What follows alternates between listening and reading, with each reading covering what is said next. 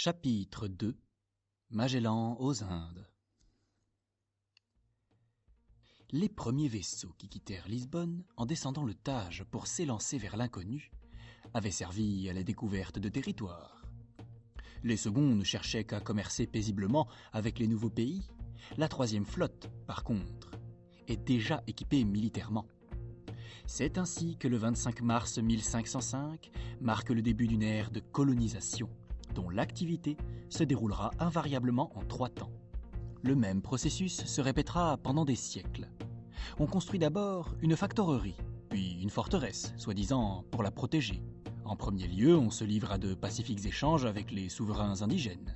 Ensuite, dès que l'on a amené suffisamment de soldats, on spolie tout simplement ces princes de leurs états, et l'on s'empare des denrées du pays. 10 ans de succès ont fait oublier au Portugal qu'à l'origine, son seul désir était d'acquérir une modeste place dans le commerce des épices. Mais les bonnes résolutions s'effacent rapidement avec la réussite. Du jour où Vasco de Gama a débarqué aux Indes, le Portugal veut le gâteau pour lui seul et regarde l'Afrique, l'Inde et le Brésil comme sa propriété. De Gibraltar à Singapour et jusqu'en Chine, aucun bâtiment n'a le droit de sillonner les mers. Personne ne peut faire de commerce sur une moitié du globe s'il n'appartient à la plus infime nation de la petite Europe.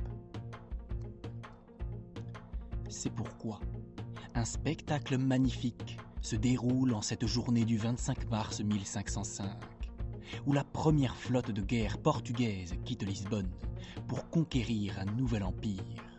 Spectacle seulement comparable dans l'histoire à celui d'Alexandre franchissant l'Hellespont. La tâche qu'elle se propose n'est pas moins présomptueuse, l'asservissement d'un monde. 20 bâtiments attendent toute voile dehors l'ordre de lever l'ancre. 20 bâtiments qui n'ont rien en commun avec les légères embarcations ouvertes du temps d'Henrique et qui sont de grands et lourds galions possédant de hauts gaillards d'avant et d'arrière, de puissants voiliers à 3 et 4 mâts aux équipages considérables. À bord, outre plusieurs centaines de marins exercés à la guerre, on ne compte pas moins de 500 soldats armés de pied en cap et de 200 bombardiers. On a embarqué en outre des charpentiers et toutes sortes d'ouvriers avec l'outillage voulu pour construire sur place de nouveaux bateaux dès qu'on sera aux Indes. On conçoit d'emblée qu'une flotte aussi gigantesque est un but grandiose, la prise de possession définitive de l'Orient. Ce n'est pas en vain que le titre de vice-roi des Indes a été conféré à l'amiral Francisco de Almeida, ni par hasard que le premier héros et le premier navigateur du Portugal, Vasco de Gama, l'amiral des mers de l'Inde, a choisi et vérifié les équipements. La mission militaire d'Almeida est d'une clarté limpide: détruire et raser toutes les villes de commerce musulmanes de l'Inde et de l'Afrique, édifier des forteresses sur chaque point d'appui et y laisser une garnison. Il doit, et l'Angleterre reprendra cette idée politique, occuper toutes les issues et passages, garder tous les détroits de Gibraltar à Singapour, fermer la mer Rouge, le golfe Persique et l'océan Indien aux négoces étrangers. De plus, il a l'ordre d'anéantir la puissance maritime du sultan d'Égypte, des rajas de l'Inde et de maintenir tous les ports sous un contrôle extrêmement sévère pour qu'à partir de l'an de grâce 1505, tout navire ne battant pas pavillon portugais ne puisse plus transporter un seul grain d'épices. L'entreprise militaire marche en outre de pair avec une mission idéale: répandre le christianisme dans tous les pays conquis. C'est pourquoi ce départ offre également le cérémonial d'une croisade. Dans la cathédrale, le roi remet de sa propre main à Francisco de Almeida la bannière en damas blanc, ornée de la croix qui doit flotter victorieusement sur tous les pays maures et païens. L'amiral la reçoit à genoux, et derrière lui, agenouillés également, ces 1500 hommes tous purifiés par la communion prêtent serment de fidélité à leur souverain temporel, le roi de Portugal, ainsi qu'à leur souverain céleste, sous l'autorité duquel ils vont placer de nouveaux empires. Ensuite, solennelle comme une procession, l'armée traverse la ville pour se rendre au port. Les canons tirent une salve d'adieu et les vaisseaux descendent majestueusement le Tage vers la haute mer, que leur amiral a juré de conquérir d'un bout à l'autre.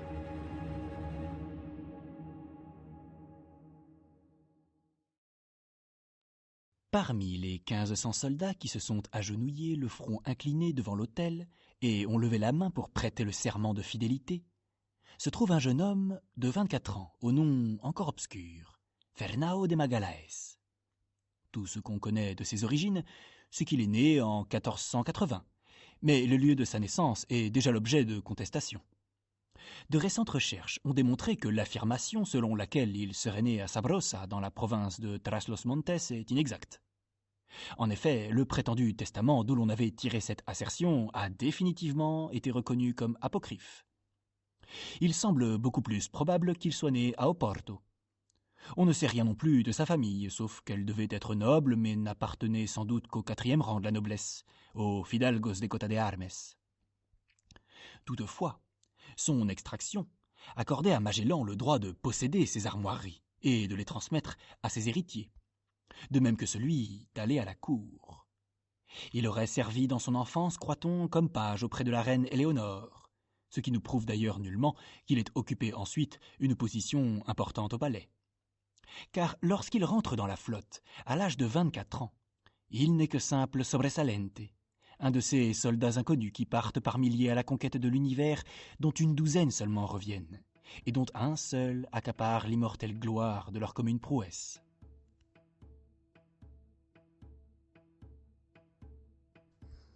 Magellan, au cours de cette expédition, n'est qu'un des 1500 hommes de l'amiral de Almeida, et rien de plus. On cherche en vain son nom dans les chroniques de la guerre des Indes, et sincèrement, on ne peut rien dire de toutes ces années. Sinon qu'elles ont dû être pour lui d'incomparables années d'apprentissage. On ne ménage pas un sobresalente, et on l'emploie à toutes les besognes. Il doit hariser les voiles pendant le grain et actionner les pompes, courir aujourd'hui à l'assaut d'une ville et demain pelleter du sable pour la construction d'un retranchement. Il doit porter les marchandises au marché, monter la garde dans les factoreries, manier la sonde et l'épée, obéir et commander. Mais en servant à tout, il apprend tout, et devient en même temps soldat, marin, marchand, psychologue, géographe, océanographe et astronome. Bref, la destinée qui lui réserve les plus hautes missions le mêle aux plus grands événements qui ont abouti à la longue suprématie de sa nation et à la transfiguration de l'univers. Après quelques escarmouches, qui sont plutôt des rapines que de véritables combats, Magellan reçoit définitivement le baptême du feu à la bataille navale de Cananore le 16 mars 1506.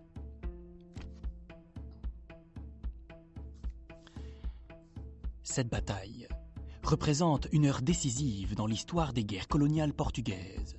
Le Zamorin de Calicut avait amicalement accueilli Vasco de Gama lors de son premier débarquement en 1498 et s'était montré disposé à faire du commerce avec le Portugal. Mais lorsque les Portugais revinrent quelques années plus tard sur des vaisseaux plus grands et mieux armés, le Zamorin se rendit vite compte qu'ils aspiraient à s'emparer des Indes.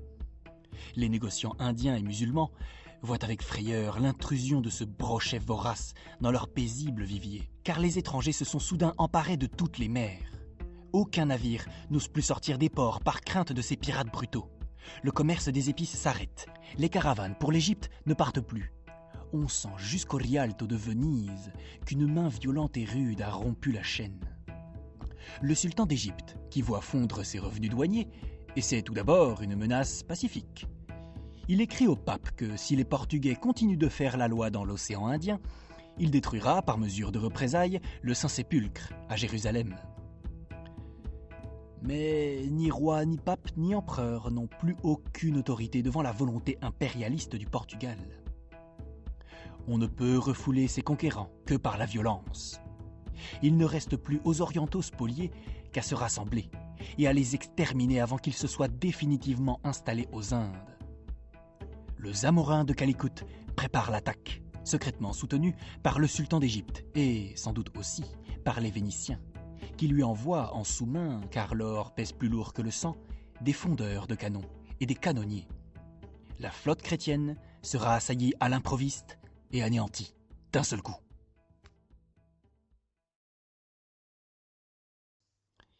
Mais souvent, La présence d'esprit et l'énergie d'une figure de second plan, l'intervention d'un personnage jusque-là très effacé, décident de plusieurs siècles d'histoire. Un heureux hasard sauve les Portugais.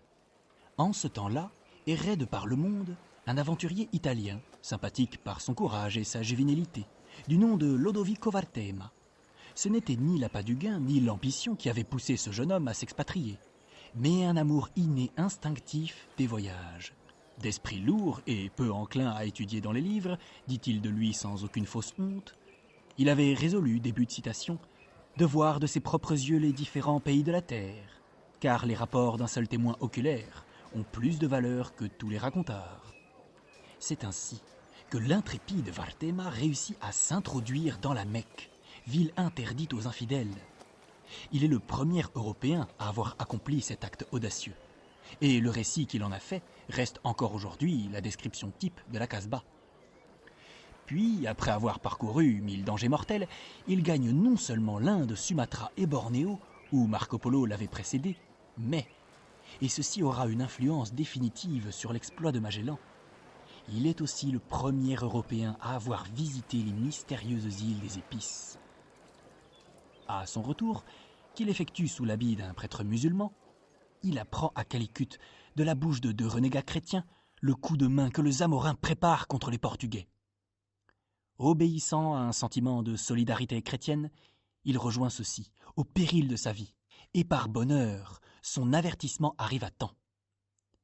Le 15 mars 1506, tandis que les 200 navires du Zamorin espèrent surprendre les 11 vaisseaux des Portugais, ceux-ci sont déjà rangés en ordre de bataille.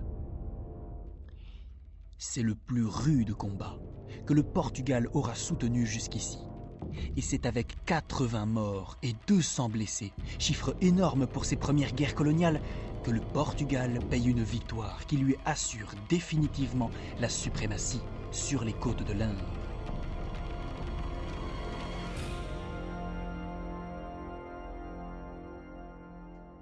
Magellan se trouve parmi les 200 blessés. Pendant ces années d'obscurité, son destin veut qu'il récolte plus de blessures que de distinctions. On l'expédie d'abord avec les autres en Afrique. Ici, sa trace se perd complètement. Qui donc prendrait note de ce qui arrive à un simple sobresalente? De toute façon, il a dû faire partie d'un contingent de rapatriés. Il est probablement rentré à Lisbonne pendant l'été 1507, sur le même bâtiment que Vartema. Mais la passion des voyages le reprend bientôt. Il se sent dépaysé au Portugal, et son bref congé se passe à attendre avec impatience le départ de la nouvelle flotte des Indes, qui le ramènera au sein de sa véritable patrie, l'aventure.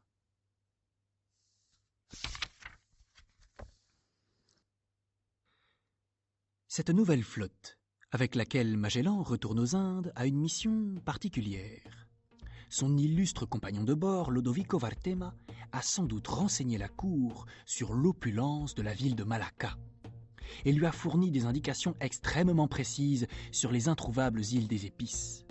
Grâce à ces informations, on sait maintenant à la cour du Portugal que la conquête de l'Inde et de ses trésors ne sera pas complète tant qu'on ne se sera pas emparé de ces fameuses îles, et que la chose est impossible si l'on n'en possède pas la clé, le détroit et la ville de Malacca.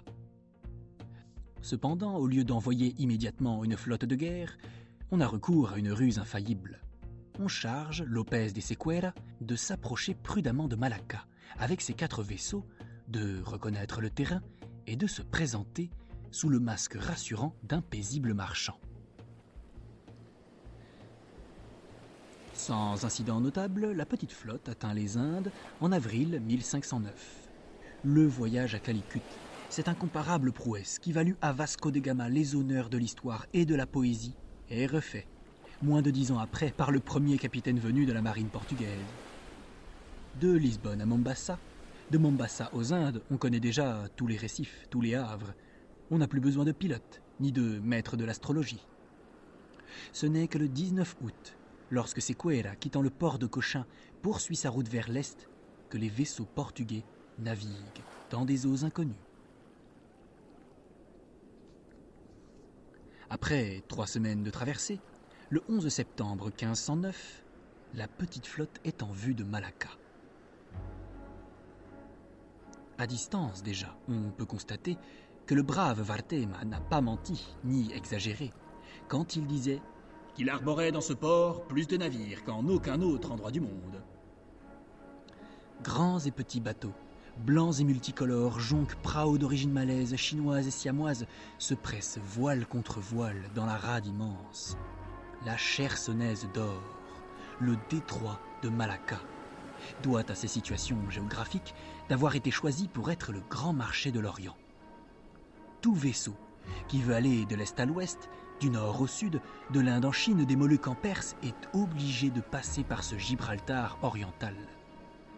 Il est donc normal qu'on échange dans cet entrepôt toutes les marchandises imaginables.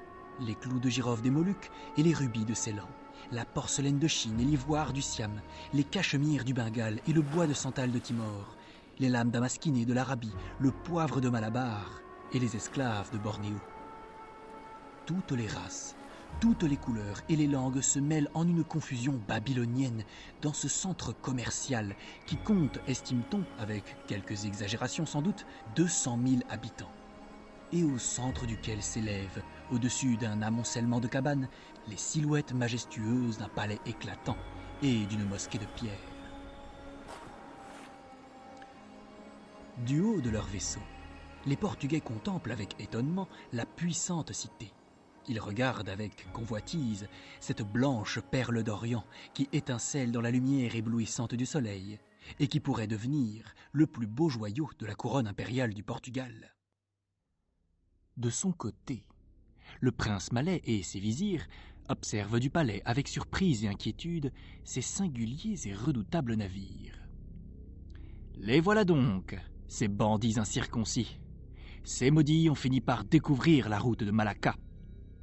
Le bruit des sanglantes tueries d'Almeida et d'Albuquerque s'est déjà répandu à des milliers de lieues. On sait ici que ces terribles étrangers ne traversent pas la mer, comme les patrons des jonques siamoises et japonaises, pour se livrer à de pacifiques échanges, mais attendent sournoisement le moment de s'installer et de tout piller. Le plus sage serait de ne pas les laisser entrer dans le port. Lorsque ces envahisseurs auront un pied dans la place, il sera trop tard. Mais d'autre part, le sultan connaît, par ouï dire, l'efficacité de ces lourds canons dont les gueules noires et silencieuses passent menaçantes hors des écoutilles. Il sait que ces pirates blancs se battent comme des démons et qu'on ne peut leur résister.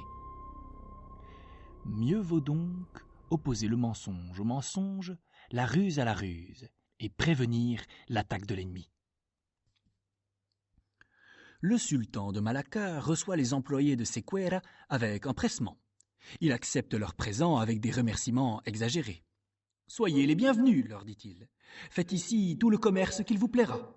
Je vous procurerai, sous peu de jours, autant de poivre et d'autres épices que vous pourrez en emporter. » Il invite aimablement les capitaines à dîner au palais, et bien que ceux-ci, avertis de plusieurs côtés, déclinent l'invitation, les marins se répandent librement et joyeusement à travers la ville étrangère et si hospitalière.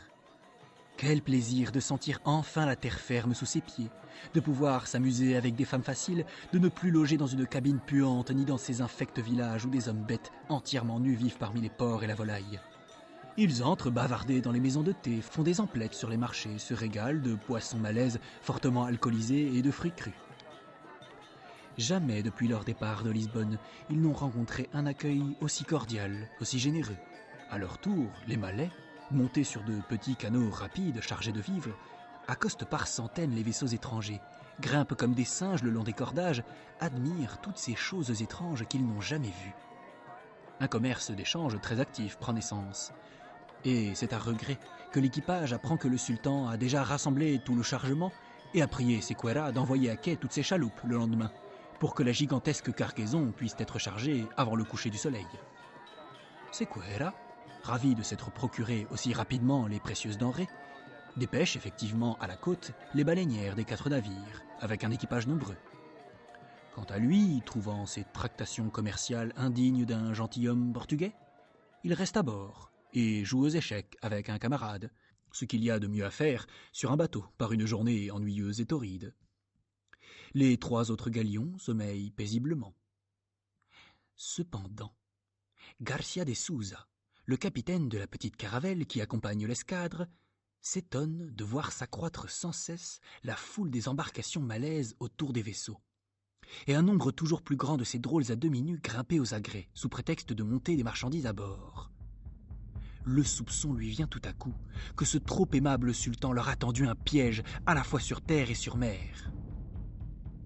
Par bonheur, la caravelle n'a pas envoyé sa chaloupe à terre avec les autres.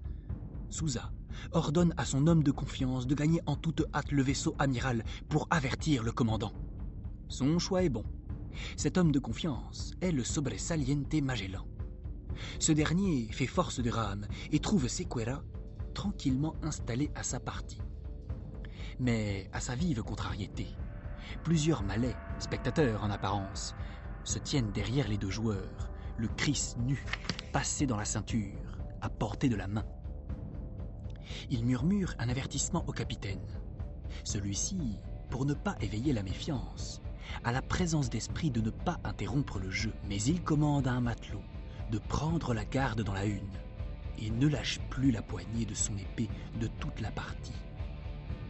L'avertissement de Magellan est arrivé au dernier moment, au tout dernier même. À cette minute précise, une colonne de fumée s'élève du palais du sultan. C'est le signal convenu de l'attaque simultanée sur terre et sur mer. La vigie donne heureusement l'alarme aussitôt. Sequeira se lève d'un bond et frappe les Malais avant qu'ils aient pu faire un geste.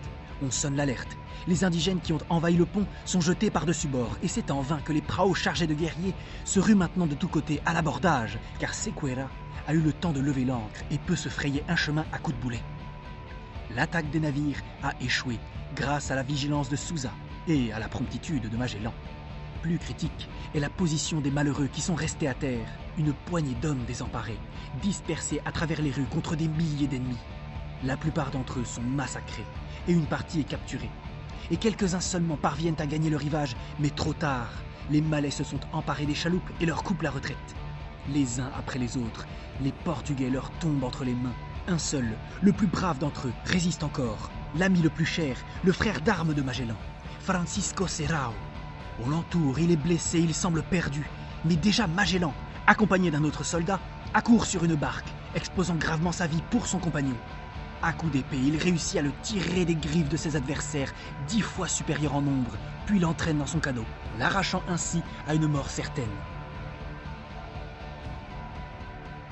Ce combat meurtrier coûte à la flotte portugaise ses baleinières et un tiers de son équipage. Mais Magellan s'est lié fraternellement à un homme dont l'amitié et la confiance auront une influence décisive sur sa vie. C'est la première fois, en cette occasion, que la physionomie encore fort estompée de Magellan nous dévoile un trait fondamental de son caractère, son intrépide volonté. Il n'y a rien de pathétique dans sa nature, rien qui étonne en lui. Et l'on comprend qu'il est passé si longtemps inaperçu, car il fut toute sa vie un modeste. Il ne sait pas se faire remarquer, et n'en a d'abord nulle envie. Mais chaque fois qu'on lui a confié une mission, et plus encore chaque fois qu'il s'en est imposé une, cet homme obscur et effacé agit avec un mélange d'intelligence et de courage. Par contre, il est incapable de tirer parti de ses succès, ni même de s'en vanter. Il rentre patiemment dans l'ombre. Il sait se taire, attendre, comme s'il prévoyait qu'avant d'accomplir le véritable exploit pour lequel il est né, le destin lui ménage une foule d'épreuves préalables. Peu de temps après sa participation à la bataille de Cananore, l'une des plus grandes victoires de la flotte portugaise, et à celle de Malacca, l'une de ses plus lourdes défaites, la rude école de la mer soumet la bravoure de Magellan à une nouvelle épreuve, celle d'un naufrage.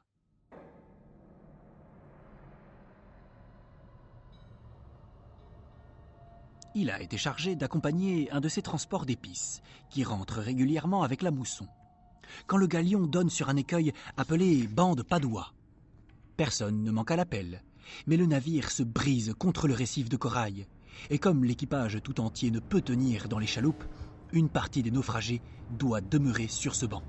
Bien entendu, le capitaine, les officiers et les gentilshommes veulent être les premiers à revenir au port de départ et à utiliser les baleinières. Cette prétention irrite les grumetes, les simples matelots. Une mutinerie est sur le point d'éclater quand Magellan s'offre à rester avec les marins si les capitaines y hidalgos s'engagent à revenir les chercher avec un autre vaisseau. Sa courageuse attitude semble avoir attiré sur lui l'attention du haut commandement. En effet, un peu plus tard, en octobre 1510, lorsque d'Albuquerque le nouveau vice-roi prend conseil des capitanos del Rey avant d'entreprendre le siège de Goa, Magellan se trouve mentionné parmi ceux que l'on consulte. Après 5 ans de service, le sobresaliente semble avoir enfin monté en grade. Bientôt, il est nommé officier de la flotte qui doit venger définitivement la honteuse défaite de Sequeira subie à Malacca. Magellan reprend donc 2 ans après la route de l'Extrême-Orient, de la Chersonèse d'or. 19 vaisseaux, une escadre d'élite, s'alignent menaçants en juillet 1511 devant le port de Malacca. Et une lutte acharnée s'engage. Il faudra 6 semaines à Albuquerque pour briser la résistance du sultan. Mais ensuite, les pillards récoltent un butin qui dépasse toute espérance. La possession de cette clé ouvre au Portugal la porte de l'Orient tout entier. L'artère du commerce musulman est à tout jamais coupée et tarie en quelques semaines. L'écho de ce coup décisif porté au prestige de l'islam, le plus sévère qu'il ait subi depuis des temps immémoriaux, se propage jusqu'en Chine et au Japon et retentit joyeusement en Europe. Devant une assemblée de fidèles, le pape prononce publiquement des actions de grâce pour le magnifique exploit du Portugal qui livre au christianisme la moitié de la terre. Et Rome assiste à un spectacle tel que la maîtresse de l'univers n'en a plus vu depuis l'époque des Césars. Une ambassade, conduite par Tristão de Cunha, est venue avec une foule de présents provenant du butin de la victoire. On remarque de superbes chevaux richement carapassonnés, des léopards et des panthères. La principale attraction de la fête est un éléphant que les navires portugais ont amené vivant et qui s'agenouille 3 fois devant le Saint-Père, au milieu des acclamations de la foule. Mais pendant que l'Occident fête le triomphe de la chrétienté, le Portugal ne se repose pas sur ses lauriers. Il n'est pas d'exemple dans l'histoire qu'une grande victoire ait jamais rassasié un vainqueur. Et Malacca n'est que la clé du trésor des épices. Après s'être rendu maître du vestibule, il veut à présent s'emparer de la trésorerie elle-même, des fabuleuses richesses de l'archipel de la Sonde, des légendaires Amboina, Banda, Ternate et Tidor. 3 navires sont placés sous le commandement d'Antonio d'Abreu pour les découvrir, les occuper, et plusieurs chroniqueurs du temps ont même fait participer Magellan à cette nouvelle expédition. En réalité, celui-ci en a fini avec les Indes.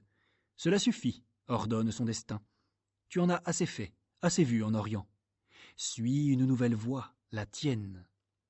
Ces fabuleuses îles des épices, dont il rêvera toute sa vie, et qui exercent dès à présent sur son esprit une sorte de fascination, il ne les a jamais vues de ses propres yeux. Il ne lui a jamais été donné de mettre le pied dans cet Eldorado qui restera un rêve pour lui, mais un rêve créateur. Cependant, Magellan, par la suite d'un merveilleux enchaînement de circonstances, est mieux renseigné sur elle qu'aucun de ses contemporains, grâce à son amitié avec Francisco Serrao, et l'odyssée de son ami l'incitera à tenter l'aventure la plus sublime et la plus hardie de son temps. L'étonnante odyssée de Francisco Serrao, qui aura tant d'influence sur la vie de Magellan, forme un épisode récréatif dans la chronique sanglante des batailles et des tueries portugaises. Et parmi tous les conquistadors célèbres de cette époque, le visage de ce capitaine obscur mérite notre attention. Après avoir quitté à Malacca son frère d'armes qui retourne à Lisbonne, Francisco Serrao, en compagnie des capitaines des 2 autres navires, met le cap sur les îles légendaires. Ils atteignent sans encombre les rivages verdoyants des Moluques et y trouvent un accueil particulièrement aimable. Les musulmans n'ont pas encore pénétré avec leur civilisation et leur bellicisme dans ces contrées lointaines. Nue et pacifique, la population vit à l'état de nature, ignore encore l'argent et ne court pas après le gain. Pour quelques clochettes et bracelets, ces naïfs insulaires apportent des clous de girofle par quintot, et dès les 2 premières îles, Banda et Amboina, les Portugais ont rempli leurs bateaux à plein bord. Impatients de mettre leur cargaison en sûreté, l'amiral Abreu décide de ne pas faire escale aux autres îles, mais de rentrer en toute hâte à Malacca. La rapacité des Portugais les a peut-être poussés à charger trop lourdement leurs navires. Quoi qu'il en soit, l'un d'eux, celui que commande Francisco Serrao, donne contre un récif et se brise. C'est à grand-peine que les hommes et lui réussissent à sauver leur vie. Ils errent d'abord sur une plage inconnue et déserte, puis Serrao réussit à s'emparer d'une chaloupe de pirates, sur laquelle il retourne à Amboina. Là, le chef des naturels accueille les naufragés avec la même bonne grâce que lorsqu'ils étaient venus en grand seigneur et leur offre l'hospitalité. Fueron recibidos y hospedados con amor, veneración y magnificencia, disent les rapports. Sans doute le devoir du capitaine Francisco Serrao exigerait maintenant qu'il rejoignît sans tarder son amiral dans l'une de ces nombreuses jonques qui font constamment la route vers Malacca et qu'il se remît au service de sa majesté à laquelle le lie son serment. Mais l'enchantement de cet Éden, la tiédeur balsamique du climat ont considérablement affaibli le sentiment de la discipline militaire chez Francisco Serrao. Que lui importe à présent qu'un roi grogne ou non à l'autre bout du monde ? N'a-t-il pas assez fait pour le Portugal ? N'a-t-il pas suffisamment risqué sa peau pour son pays ? Il voudrait bien à présent jouir de l'existence aussi béatement que ces êtres nus et insouciants sur leur île fortunée. Que les autres marins et les autres capitaines continuent à sillonner les mers, à payer de leur peine et de leur sang le poivre et la cannelle pour le profit des courtiers étrangers. Qu'ils continuent à trimer ces loyaux insensés au milieu des dangers et des combats à seule fin de remplir la caisse de l'Alfanda de Lisbonne. Quant à lui, Francisco Serrao, ci-devant capitaine de la flotte portugaise, il en a par-dessus la tête de la guerre, des aventures et du trafic des épices.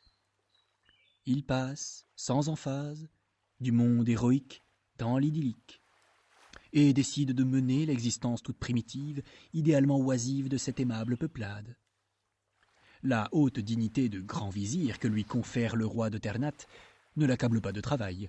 Il n'aura qu'à figurer une fois, à l'occasion d'une guerre sans importance, aux côtés de son souverain en qualité de conseiller militaire. Il reçoit en récompense une maison avec des serviteurs et des esclaves, plus une jolie sauvagesse qui le rendra père de 2 ou 3 petits moricots.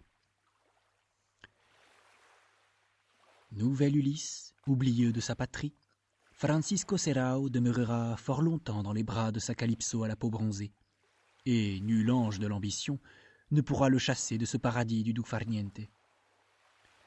Les 9 années qui lui restent à vivre, il les passera, loin de toute civilisation, aux îles de la Sonde, ce qui n'en fera certes pas le plus héroïque de tous les conquistadors et capitaines de l'épopée portugaise, mais sans doute le plus sage et le plus heureux.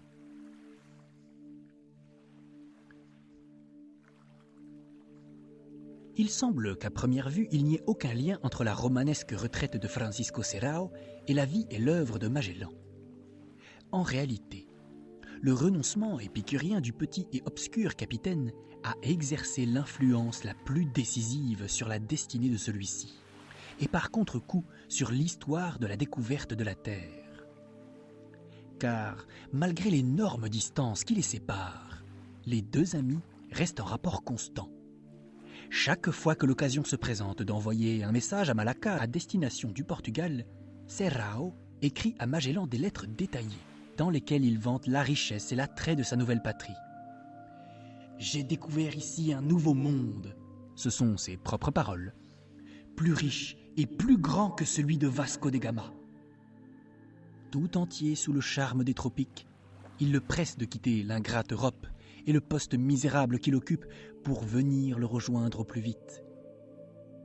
Il n'est pas douteux que c'est Francisco Serrao qui lui a suggéré l'idée qu'il serait peut-être préférable, étant donné la position extrême orientale des îles des Épices, d'essayer de les atteindre en empruntant la route de Colomb par l'ouest, plutôt que celle de Vasco de Gama par l'est. Jusqu'où allèrent les relations de Magellan et de son ami ? Nous l'ignorons. Quoi qu'il en soit, ils ont dû élaborer un plan, car après la mort de Serrao, on a trouvé parmi ses papiers une lettre de son correspondant, dans laquelle il lui promettait secrètement de venir à Ternate. sinon par le chemin habituel des Portugais, du moins par une autre voie. Et c'est ainsi que l'idée de découvrir cette autre voie est devenue le but de la vie de Magellan.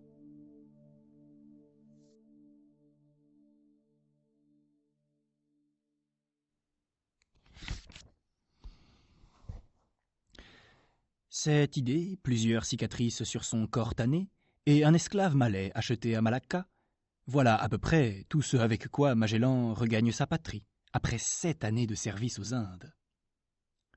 Quelle surprise, désagréable sans doute, pour ce soldat chevronné, lors de son débarquement en 1512, de retrouver une Lisbonne, un Portugal, tout différent de ceux qu'il a quittés. Son étonnement commence dès son arrivée à Belém.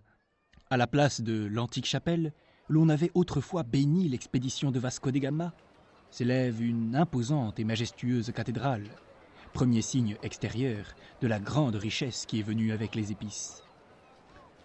Tout autour de lui, il n'aperçoit que des changements. Sur la rivière, jadis peu fréquentée, les bateaux naviguent à présent bord contre bord. Le long de la rive, les chantiers navals retentissent des coups de marteau des ouvriers qui travaillent sans arrêt à la construction de flottes toujours nouvelles, toujours plus grandes. Dans le port, navires nationaux et étrangers battant tous les pavillons de l'Europe forment une forêt de mâts. La rade regorge de marchandises. Les docks sont combles et une foule bruyante s'affaire dans les rues entre les palais récemment édifiés. Dans les factoreries, dans les banques, dans les boutiques de courtiers, on entend toutes les langues. Grâce à la conquête des Indes, Lisbonne, la petite Lisbonne, est maintenant un centre mondial, une capitale luxueuse. Assises dans les carrosses découverts, les dames de la noblesse exhibent leurs perles des Indes, cependant qu'une multitude de courtisans superbement vêtus se pavanent dans le palais. Magellan constate qu'une merveilleuse alchimie a converti en or le sang que ses camarades et lui ont versé aux Indes. Tandis que sous l'impitoyable soleil des tropiques, ils enduraient privations, angoisses, souffrances, Lisbonne, grâce à leurs exploits, devenait l'héritière d'Alexandrie et de Venise. Manuel devenait El Fortunado, le plus riche monarque de l'Europe. Tout s'est transformé, tout est plus magnifique, plus somptueux, plus raffiné. Lui seul est inchangé. Il est toujours le soldat inconnu, que personne n'attend, personne ne remercie, personne ne salue. Après 7 ans de service aux Indes, Magellan, rentrant dans sa patrie, se sent à l'étranger.